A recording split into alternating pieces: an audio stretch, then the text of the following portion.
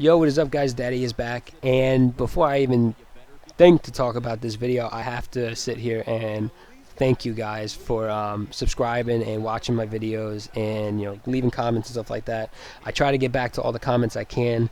I don't think I've missed any off the top of my head, but if I have, I apologize. But anyway, I finally hit 100 subscribers on my channel, and it's all thanks to you guys, getting the word out, feedback, and, let me know what you guys like and all that as we get beat over the top with Calvin Johnson. But yeah, thanks to you guys. I will have another video coming out. It'll be my 100 subscriber pack opening thing, and, it's all thanks to you guys. Now, getting into this gameplay, as you can see, my opponent has a beefcake of a damn team. He's got Calvin Johnson, he's got Jerry Rice, he's got Chris Carter. All three of those are great receivers by themselves. And then he's also got Odell Beckham Jr., and it's the Team of the Week version of him. At least that's my guess. And he's also got Malcolm Floyd here. So his receiving core is stacked. I mean, I've never seen this many, like, legitimate, really good receivers on someone's team. I think I have a really good receiving core with, Dez and Mohamed Sanu and Julio, because a lot of times it's not about the card individually. Now, don't get me wrong, if you're coming out here with, like, 2 or 3 Calvin Johnsons, I don't know if there's that many. I know there's at least 2 Calvins you can have on the team, and maybe a Dez or something. You definitely got a ridiculous receiving core, and usually that's my best part of my team is my receiving core and my defense as we get the touchdown here with DeMarco. But this guy easily beat me. I had to go for 2 here because he went for 2 earlier, but we end up getting it, so thank God. I have switched on my playbooks though. I'm no longer using the Eagles playbook because I kind of found that the Eagles playbook is not as great as I thought it was. It's good, I guess, if you got like a real scat kind of offense, like you got 2 really quick running backs kind of deal, kind of exactly how the Eagles is set up, where you got a quarterback with a quick release who can run, and you got 2 little scat running backs. You can get the ball out into the flat and just let them make something. And I really don't have that. I mean, DeMarco's quick, but he's not as quick as, like, Sproles or a McCoy or something like that. And of course, I'm rolling with Peyton Manning. No more Mohamed Sanu, even though I still have him just for the read option, added onto it as we get the touchdown here. And we're just going to take our one. We're not going to be, a jerk like that. Not that I know he's going to be going for 2. I really don't care. I'm just going to get my guaranteed 1. Excuse me. But yeah, anyway, so I changed out my playbook. I actually went with the San Diego playbook, and it was kind of random, but I will say San Diego has a lot of plays in here that I'm enjoying. They do have, some of the standard, play action plays, which is all my opponent here is running, and he actually gets his ball. I think that's a Jerry, down the field.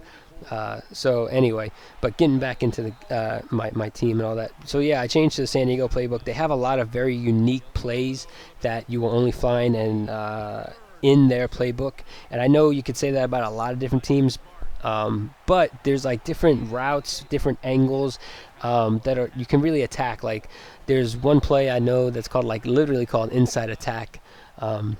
That you can actually hit this nice seam route to one of your receivers if you got a quarterback with a good strong arm, that you can beat them on, especially like cover 3s and stuff like that.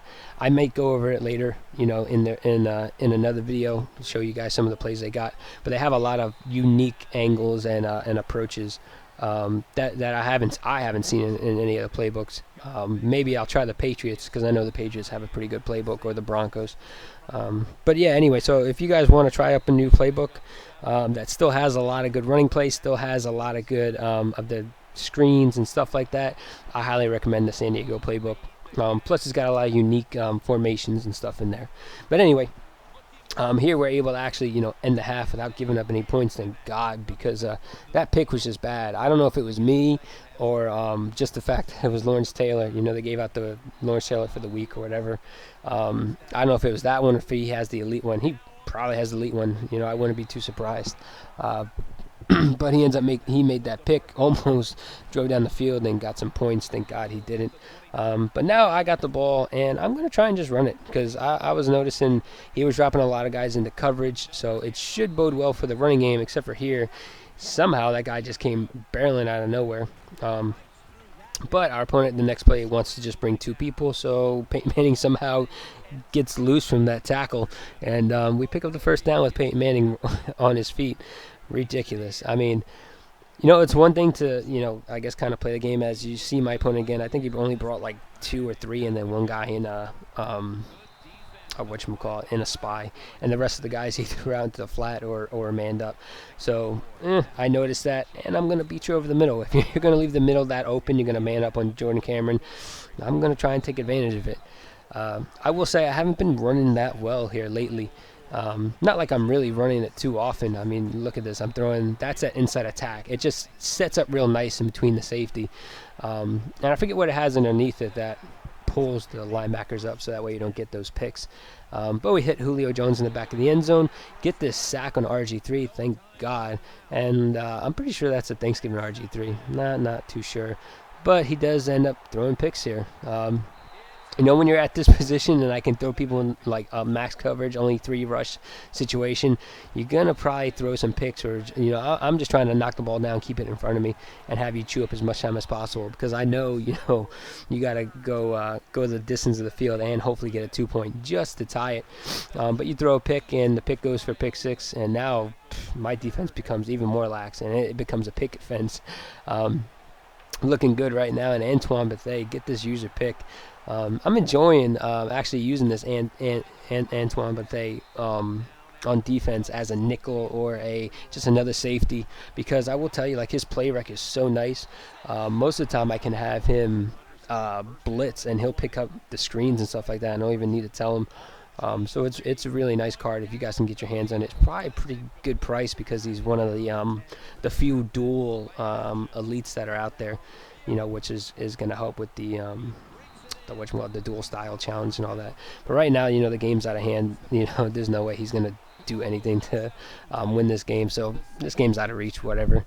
I will be posting, starting up my budget squad here soon. Probably I'm definitely going to be doing it this weekend.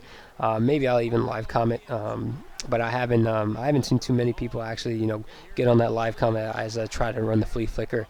Oh, that is another thing, is a lot of times I only thought like the halfback pass and flea flicker were in the Niners playbook, but they do have the flea flicker in the San Diego. I haven't found the halfback pass. If they do have it, they might. But they do have a flea flicker that has some pretty interesting routes on there. This is not a good route though. That was my fault.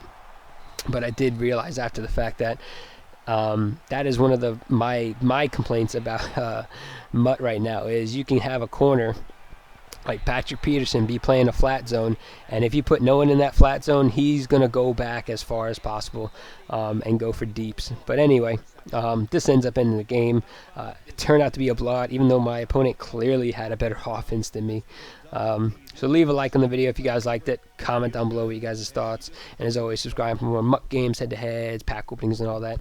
And, again, thank you guys for subscribing. Thank you guys for liking on the videos. And thank you guys for leaving comments. I'm show you guys a couple quick stats here. Look at that. RG3 had a 60 passer rating. That sounds like how he was this year, but it shouldn't be that way in MUT. But, yeah, that's it for me, guys. I'm out. Deuces.